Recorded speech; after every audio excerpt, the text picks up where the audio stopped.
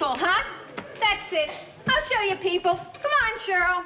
You know, lady, I got more class in my little pinky than you have in your whole thumb. Follow me. Behind the schlemiel-schlimazel facade of TV's most beloved bottle cappers lay some of television's strangest secrets. From executive sabotage involving hidden film reels to characters created while high on marijuana, milk and Pepsi combinations born from kosher restrictions, and stuffed cats that sparked bidding wars decades later. Here are 15 weird facts you didn't know about Laverne and Shirley. Fact 1. The executive film heist. Thump, thump. Thump, thump. You know, Laverne, if you're not busy Tuesday, I thought maybe we could go out. Thump, thump, thump, thump, thump, thump, thump. When ABC executive Michael Eisner decided he wanted Cindy Williams to play Shirley Feeney, he resorted to what can only be described as corporate sabotage to make it happen. The story begins in 1975 when producers were desperately trying to cast the role of Shirley for the new spin-off series. Cindy Williams had initially refused to do the show because she was focused on her film career and was hesitant about working with so many of Penny Marshall's relatives who were involved in the production. With Williams seeming unlikely to accept the role, producers began testing other actresses. One of them was Liberty Williams, who had no relation to Cindy Williams despite sharing the same last name. Liberty Williams actually made it quite far in the audition process and even filmed a complete 7-minute screen test scene alongside Penny Marshall, who was already cast as Laverne. Here's where things get truly bizarre.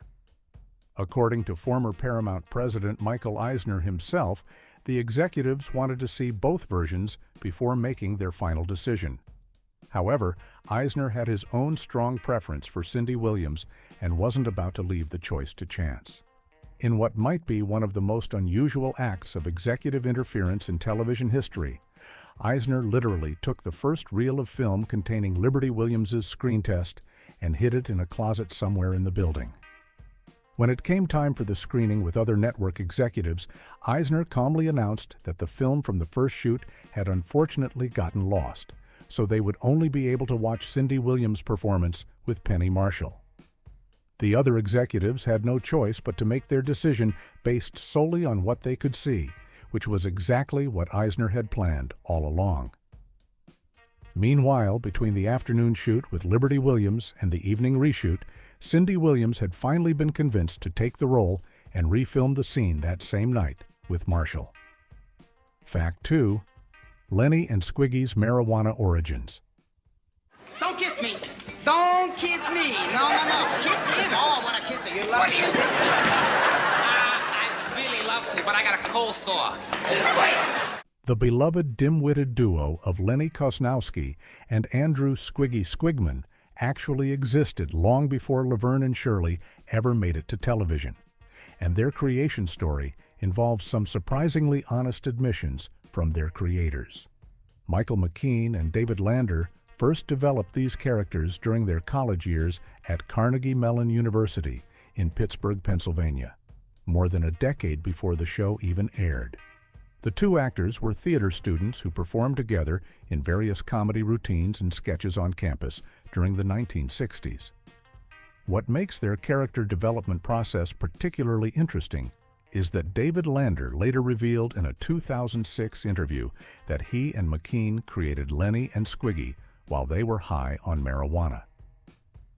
This candid admission gives a whole new perspective on the characters' hilariously nonsensical behavior and their seemingly stream-of-consciousness dialogue that became their trademark on the show. Originally, the characters had slightly different names and backstories.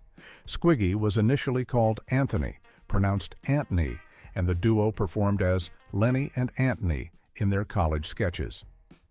McKean and Lander have also mentioned that these characters were based on various people they had grown up with, and, in Lander's words, despised, which explains some of the more obnoxious personality traits they gave them. After graduating from Carnegie Mellon, the pair continued performing these characters in live comedy routines before joining the writing staff of Laverne and Shirley.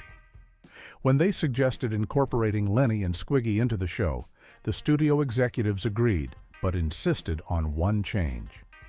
They felt there were already too many Italian characters on the series, so Anthony Squigliano had to be renamed Squiggy to fit better with the show's character balance. The characters that started as college stoner comedy sketches eventually became some of television's most memorable supporting characters. Fact 3.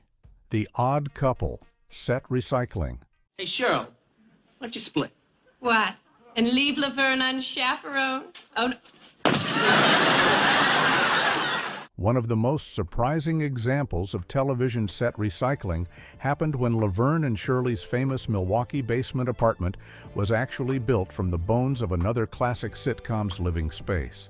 After The Odd Couple television series finished production in 1975, the producers of Laverne and Shirley took the existing apartment set from that show and completely modified it to create the girls' iconic living quarters. The Odd Couple had run for 5 successful seasons from 1970 to 1975, starring Tony Randall as Felix Unger and Jack Klugman as Oscar Madison. The show was filmed at the same studio facilities where Laverne and Shirley would eventually be produced, which made the set transformation both practical and economical. Rather than building an entirely new apartment from scratch, the production team saw an opportunity to repurpose the existing structure. The transformation required significant modifications to make Felix and Oscar's Manhattan apartment look like a working-class Milwaukee basement where 2 single women would live in the late 1950s. The layout had to be completely reconfigured, new furniture and decorations were brought in, and the overall aesthetic was changed from a bachelor pad to reflect the more modest living situation of 2 brewery workers. The famous dumbwaiter that connected Laverne and Shirley's apartment to Lenny and Squiggy's upstairs unit was also added during this renovation process. This kind of set recycling was actually quite common in television production during the 1970s, as studios were always looking for ways to save money on production costs. However, what makes this particular example so interesting is how completely different the 2 shows were in tone and setting, yet the same physical space was able to house both the neurotic roommates of The Odd Couple and the optimistic bottle cappers who would become television icons. Fact 4. Gilda Radner almost played Shirley. Can't sit around an office full of expectant mothers. They'll hate you. You'll be the only one there who can cross her legs.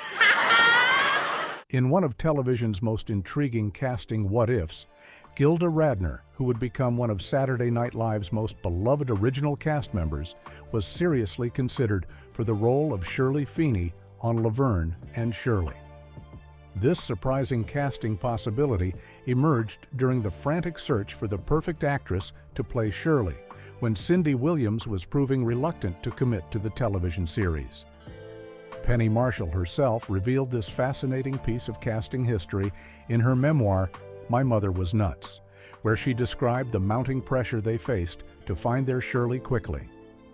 As the deadline for delivering the pilot approached, and Williams continued to hesitate about accepting the role, Marshall became increasingly frustrated with the delays.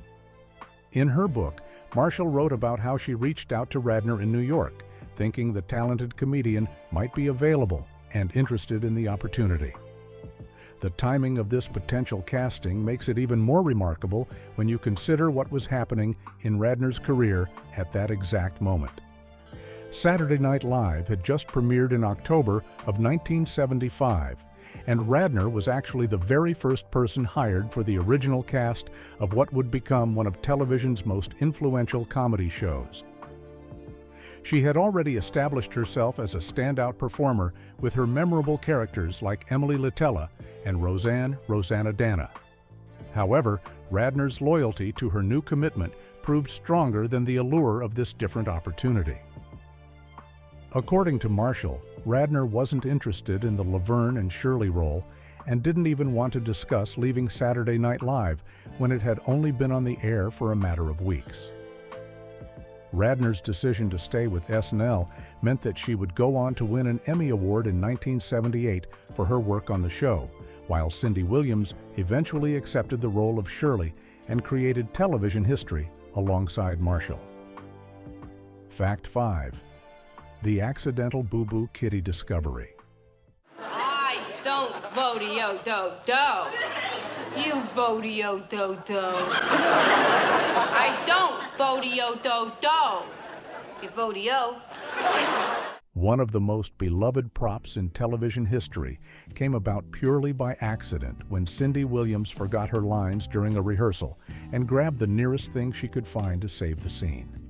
The moment happened early in the show's run when Williams was supposed to deliver a line about finding dust under a bed during a cleaning scene. But her mind went completely blank, and she couldn't remember what she was supposed to say. In that moment of panic, Williams spotted a stuffed cat that had been stored under the bed along with other random props, and her instincts as a performer kicked in. Instead of stopping the scene or asking for her line, she picked up the stuffed animal and spontaneously exclaimed, "Oh, look what I found, Laverne! It's Boo Boo Kitty." The name came to her instantly because it reminded her of a real cat that her mother had owned, which was actually named Boo Boo. Williams later wrote about this experience in her memoir, Shirley, I Jest, describing how the improvised moment felt completely natural, even though it was totally unplanned. The other actors and the writers who were watching the rehearsal immediately recognized that something special had just happened. They loved the spontaneous addition so much that they decided to write the stuffed cat into the show as a permanent character trait for Shirley. What started as a forgotten line became one of the series' most enduring running gags, with Boo Boo Kitty appearing in numerous episodes as Shirley's treasured companion and security blanket. The writers began incorporating the stuffed cat into storylines, and it became such an integral part of Shirley's character that fans still associate it with the show decades later. Williams kept the original Boo Boo Kitty from the series, and it continues to rest on a shelf in her closet, a reminder of how some of television's most memorable moments happened completely by chance. Fact 6. The J.C. Penney Pajama Bag Mystery. I have a spotless reputation. Ooh, I hate it when you make that sound. You did that on the bus the other day and that poor driver pulled over thinking he had a flat. After Boo Boo Kitty became a central part of Shirley's character on the show, the production team faced a serious problem that haunted them for years. They couldn't find any backup versions of the stuffed cat anywhere. This created a constant state of anxiety on set, because if anything happened to the original Boo Boo Kitty, they would have no way to replace it, potentially disrupting one of the show's most popular running gags. The producers searched everywhere they could think of, from toy stores to specialty shops, trying to locate identical or even similar stuffed cats that could serve as stand-ins. They contacted manufacturers and distributors, but nobody seemed to know where the original had come from or where they might find another one. This mystery persisted throughout the show's run, leaving the production team constantly worried about protecting their irreplaceable prop. The solution to this long-standing puzzle came in the most unexpected way possible, years after the show had ended. Cindy Williams was at an autograph signing event, meeting with fans and signing photographs and memorabilia from the series. During this event, 2 different women approached her carrying their own Boo Boo Kitty dolls that looked exactly like the one from the show. Williams was amazed to see these identical cats and immediately asked the fans where they had gotten them. The women explained that these weren't actually designed as regular stuffed animals at all, but were originally sold as pajama bags at J.C. Penney department stores during the 1960s. The stuffed cats had a zipper or opening that allowed children to store their pajamas inside, making them both a toy and a practical bedroom accessory. This revelation finally solved the mystery that had puzzled the production team for so long. The original Boo Boo Kitty that had been randomly stored under the bed during that fateful rehearsal was actually a vintage pajama bag from J.C. Penney, which explained why nobody could find replacements in regular toy stores. Fact 7. Milk and Pepsi's kosher camp origins. Salesman comes running through. And then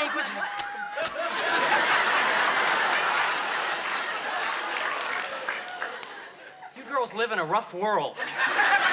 Laverne's signature drink of milk and Pepsi, which disgusted viewers and became one of the show's most memorable running gags, actually had its roots in Penny Marshall's real childhood experience at a Jewish summer camp. This bizarre beverage combination wasn't just a random quirky character trait dreamed up by writers, but came directly from Marshall's own life and the dietary restrictions she encountered as a young person. Marshall revealed the true origin of this unusual drink in her autobiography, My Mother Was Nuts, where she explained how kosher dietary laws at the summer camp she attended created an unexpected beverage situation. At kosher facilities, there are strict rules about not mixing meat and dairy products, which extends to the timing of when you can consume dairy after eating meat. These religious dietary restrictions meant that campers often had to be creative about when and how they could enjoy certain foods and drinks. The specific circumstances that led to the milk and Pepsi combination arose from the camp's meal schedule and the kosher waiting periods between meat and dairy consumption. When Marshall wanted to drink milk but couldn't due to the kosher timing rules after eating meat, she discovered that mixing it with Pepsi somehow made the combination more palatable and became her go-to solution for getting around the dietary timing restrictions. What started as a practical childhood workaround for religious dietary laws became one of television's most distinctive character quirks when Marshall decided to incorporate this real memory into Laverne's personality. The drink served multiple purposes on the show. It made Laverne seem more working class and unpretentious. It provided comic relief when other characters reacted with disgust, and it gave Marshall a way to honor her own childhood experiences within her character. The combination became so associated with the show that fans would often ask Marshall about it at public appearances, and some brave viewers even tried making the drink themselves to see what all the fuss was about. Fact 8. The re-virginized characters. I'm ready, Fonz. What about Shirley? She's putting on her makeup. How come? Because I held her face under the sink. When Laverne and Shirley first appeared on Happy Days in the episode A Date with Fonzie, they were portrayed as much more sexually experienced and worldly characters than the innocent working women they would become in their own series. The original versions of these characters were described as girls from the wrong side of the tracks, who were loose, experienced, and perhaps even a bit sleazy in their behavior and attitudes. This dramatic character transformation happened because of television's Family Viewing Hour, a policy that was implemented in the mid-1970s to ensure that primetime shows airing between 8 and 9 p.m. were appropriate for children and families to watch together. When ABC decided to give Laverne and Shirley their own weekly series, the network realized that the racier versions of these characters from Happy Days would never be acceptable for a show that aired during this protected time slot. According to Penny Marshall herself, the characters had to be completely re-virginized for their transition to their own series.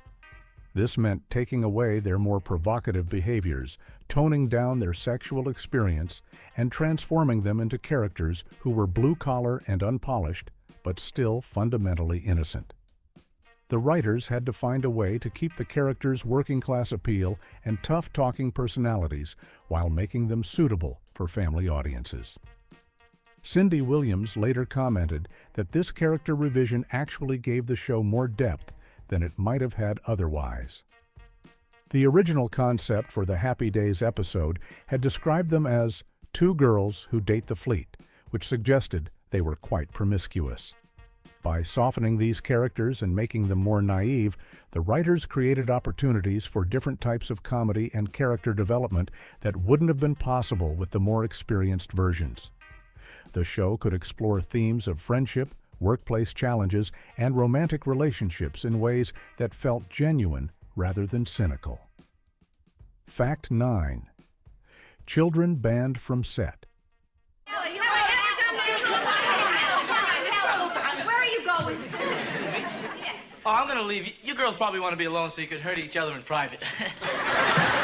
Gary Marshall, the creator and executive producer of Laverne and Shirley, made an unprecedented decision that went completely against his usual practice when he banned all children from visiting the show's soundstage. This was particularly shocking because Marshall was known throughout Hollywood for being exceptionally family-friendly and regularly brought his own children to watch the filming of his other productions, especially Happy Days.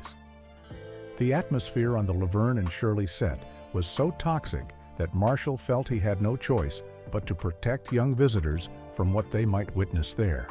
According to Marshall's own memoir, the cast members were constantly arguing and fighting with each other between takes, creating a level of tension and hostility that was completely inappropriate for children to experience. The arguments were so loud and frequent that they could be heard on neighboring sound stages, and the language being used was far from suitable for young ears. Marshall wrote candidly about this situation, describing how his own children would beg him to visit the set of their Aunt Penny's show, but he consistently refused their requests. When his daughter Lori asked him directly whether Penny cursed during these fights, Marshall had to admit that yes, even his sister was participating in the inappropriate behavior that made the set unsuitable for children. The producer described Laverne and Shirley as his toughest show, specifically because of these behavioral issues among the cast and crew. The success of the series had created enormous pressure and stress that manifested in constant conflicts, temper tantrums, and unprofessional conduct that stood in stark contrast to the wholesome family entertainment the show was supposed to represent. Marshall noted that while he normally enjoyed having visitors on his sets and sharing the television-making process with young people, the environment on Laverne and Shirley was simply too volatile and unpredictable to allow any children to witness what really went on behind the cameras. Fact 10. The Phil Foster Brooklyn accent gamble. I'm getting hysterical! Where is that TV?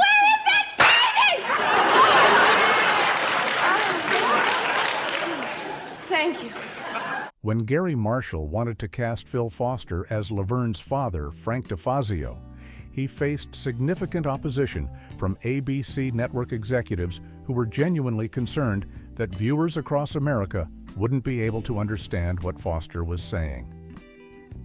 Foster was a veteran stand-up comedian who had an extremely thick Brooklyn accent and a tendency to mumble his words, which made his dialogue almost unintelligible at times, even to people who were used to New York accents. The casting choice was particularly meaningful to Marshall because Foster had actually given him his first job as a comedy writer back in the 1950s when Foster was working the stand-up circuit. Marshall felt a sense of loyalty to Foster and wanted to repay the favor by offering him this television role, but the network executives were adamant that his speech patterns would be a problem for mainstream audiences. Mark Rothman, one of the show's writers and co-creators, supported Marshall's choice, but acknowledged that the executives had legitimate concerns about Foster's delivery. The thick Brooklyn accent, combined with his natural mumbling style, created a speech pattern that could be difficult for viewers outside of the Northeast to follow. As a backup option, Rothman had even considered singer Frankie Lane for the role after seeing him in a rerun of Make Room for Daddy. Rather than giving up on Foster, the creative team came up with an ingenious solution that turned the network's concern into a comedic asset. They decided to make Frank DeFazio's nearly unintelligible thick accent a running joke throughout the series. The character's mumbling and heavy Brooklyn pronunciation became a source of humor, with other characters often having to ask him to repeat himself or struggling to understand what he was saying.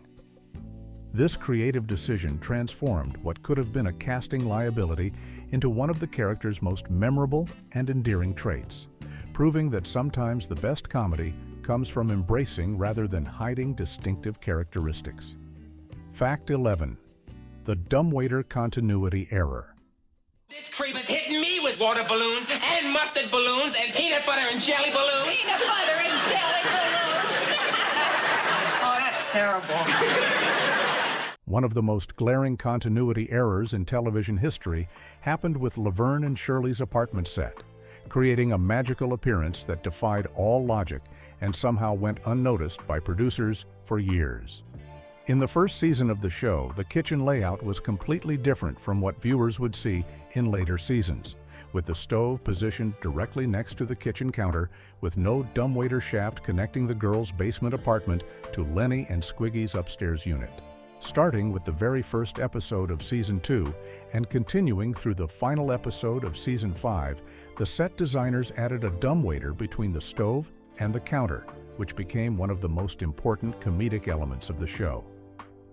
This small elevator shaft allowed Lenny and Squiggy to communicate with Laverne and Shirley by shouting down from their apartment above, and it provided countless opportunities for the boys to make their trademark surprise entrances that would interrupt the girls at the worst possible moments. The dumbwaiter became such an integral part of the show's comedy that it's hard to imagine the series without it.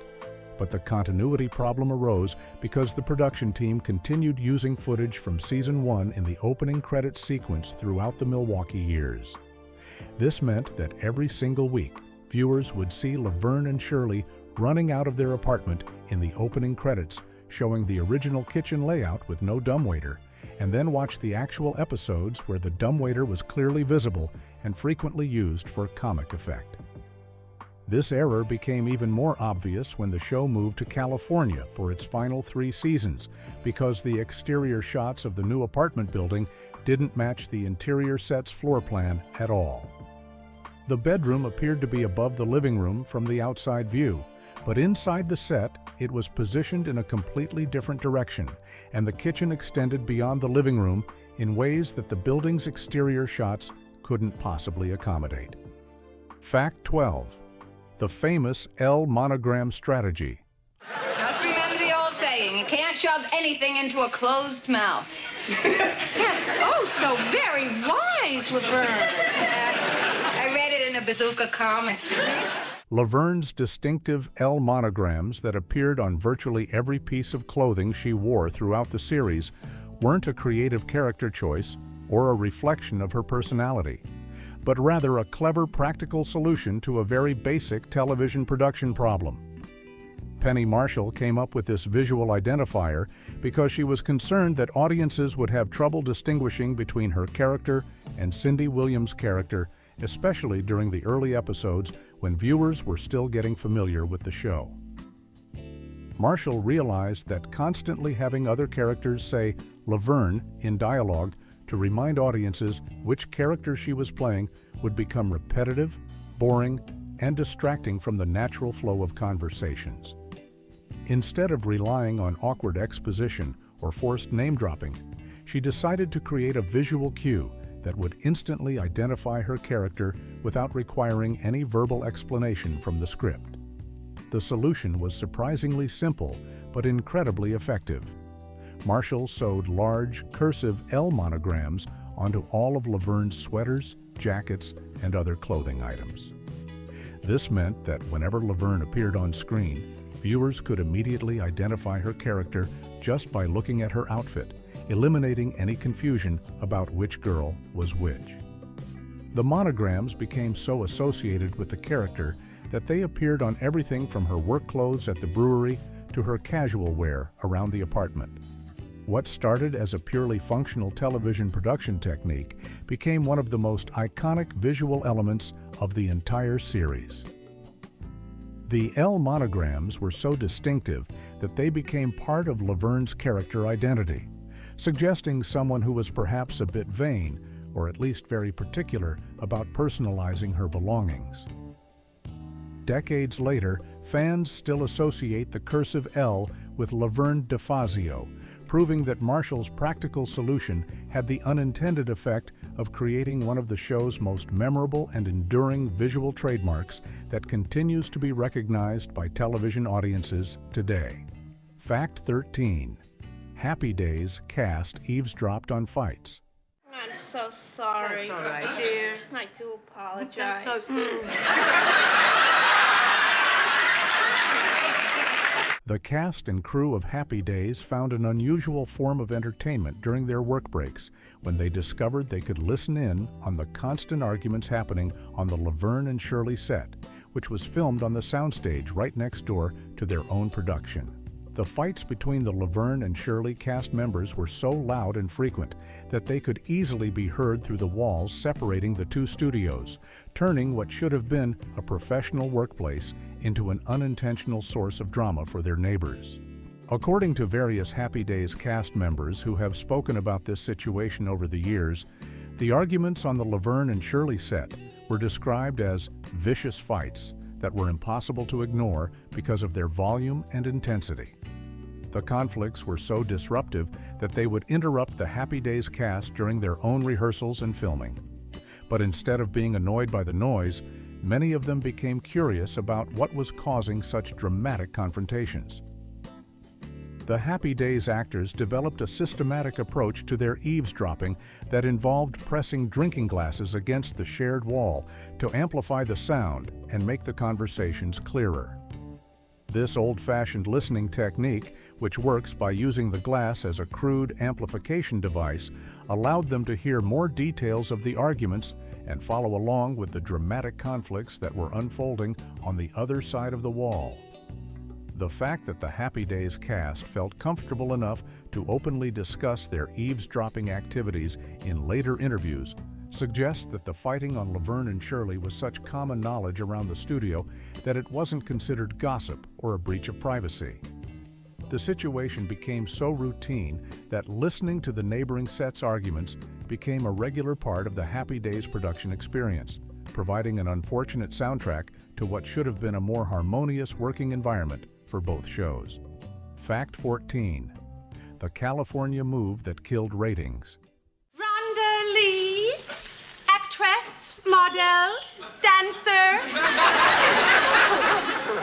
Shirley Feeney, Irish Protestant Democrat. By 1980, Laverne and Shirley was facing a serious ratings crisis that prompted ABC executives to make one of the most drastic changes in television history, completely uprooting the show's entire premise in a desperate attempt to revive its popularity. The network decided to move the characters from their beloved Milwaukee setting to Burbank, California, while simultaneously fast-forwarding the show's timeline from the late 1950s to the mid-1960s, fundamentally altering everything that had made the series successful in the first place. The reasoning behind this dramatic shift was that ABC believed the show needed a fresh start and a more contemporary setting to attract younger viewers and compete with other sitcoms that were gaining popularity. The network executives thought that moving the action to California would give the writers more storyline opportunities and allow the characters to have new adventures in a more glamorous location than industrial Milwaukee. However, this major overhaul backfired spectacularly because it destroyed the very elements that had made Laverne and Shirley appealing to audiences in the first place. The girls lost their jobs at the Schatz Brewery, which had been central to their identity as working-class bottle cappers, and instead became gift wrappers at a department store called Bardwell's. The supporting characters also underwent major changes, with Frank and Edna managing a Texas barbecue restaurant, Carmine delivering singing telegrams while trying to become an actor, and Lenny and Squiggy starting their own talent agency. The timeline jump to the mid-1960s meant that the show lost its nostalgic 1950s charm and had to compete with contemporary storylines that didn't suit the characters' established personalities. Rather than reviving the ratings, this desperate reboot strategy contributed to the show's decline, proving that sometimes the cure can be worse than the disease when networks panic about falling viewership and abandon the core elements that originally made their shows successful. Fact 15. The iron prop mistake. Anyone knows an ant can't move a rubber tree plant, but he's got what, Laverne? A hernia. One of the most glaring prop mistakes in Laverne and Shirley happened during a scene where Shirley is ironing Laverne's clothes and accidentally leaves the hot iron sitting on one of Laverne's shirts with her signature L monogram. The scene was meant to show a simple household accident where the iron burns the fabric, but the props department made a fundamental error in how they set up the visual effect that defies basic physics. In the episode, Shirley leaves the room while the iron is still sitting on Laverne's clothing, and when she returns, she discovers that the iron has burned a mark into the fabric. The problem occurs when Laverne picks up the iron to examine the damage, because viewers can clearly see the L shape on the bottom of the iron facing the normal direction, exactly as it would appear if you were reading it normally.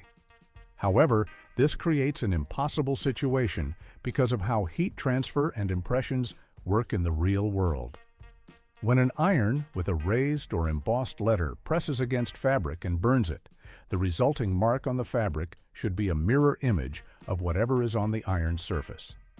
This is the same principle that applies to rubber stamps, printing presses, or any other device that transfers an image from one surface to another through direct contact. The props department apparently created the burned L mark on the fabric by thinking about how it should look from the viewer's perspective, rather than considering the actual physics of how the burn mark would be created. If the iron really had an L shape on its bottom surface that could burn fabric, the resulting mark on Laverne's shirt should have appeared backwards or reversed, like looking at a letter in a mirror. This mistake reveals how challenging it can be for television production teams to create realistic visual effects for even the simplest everyday scenarios, and how easy it is for viewers who understand basic physics to spot errors that might have seemed perfectly logical to the people creating the props.